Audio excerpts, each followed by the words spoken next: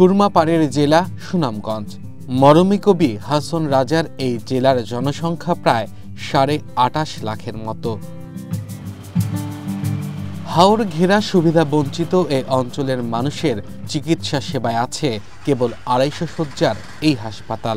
প্রতিদিন এখানে দূর দূরান্ত থেকে ভিড় করেন অনেক রোগী ও তাদের স্বজনেরা, যাদের সেবা দিতে রীতিমতো হিমশিম খান এখানকার স্বাস্থ্যকর্মীরা। এখানকার 10 শয্যার এই ইউনিটটি নানা ধরনের আধুনিক ও বিশেষ যন্ত্রপাতি ও চিকিৎসা সরঞ্জামে ভরা। এটি মূলত এই হাসপাতালের ইন্টেনসিভ কেয়ার ইউনিট, আইসিইউ বা নিবিড় পরিচর্যা কেন্দ্র।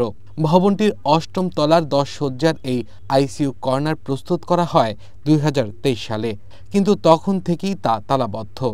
এখন পর্যন্ত কাউকে এখানে সেবা দেওয়া হয়নি। এখানে আমরা কোনো সেবা এখন পর্যন্ত দৃশ্যমান পাইছি না।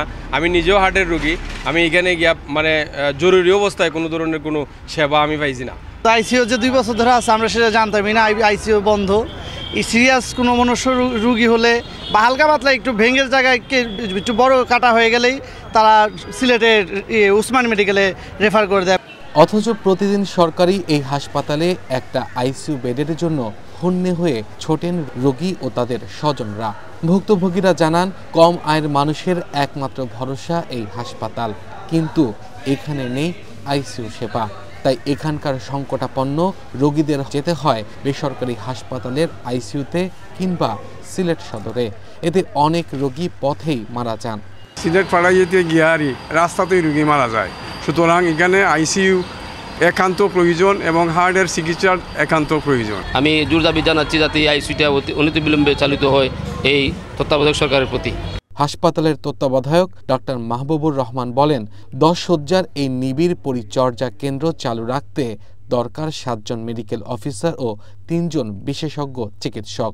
2 বছরেও এই জনবল পাওয়া যায়নি।